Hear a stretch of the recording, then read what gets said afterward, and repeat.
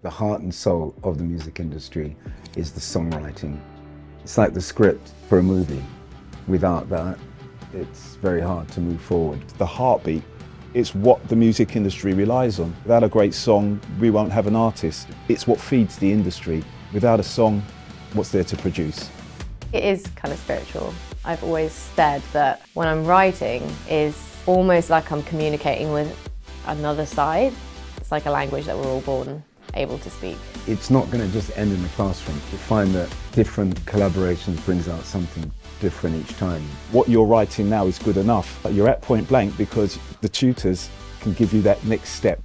It's the magical science. It's a ride that I defy many to try and top. The idea to write something and then performing it on stage and kind of empowering yourself with that and then other people resonating with it, yeah, I think that is always something that amazes me.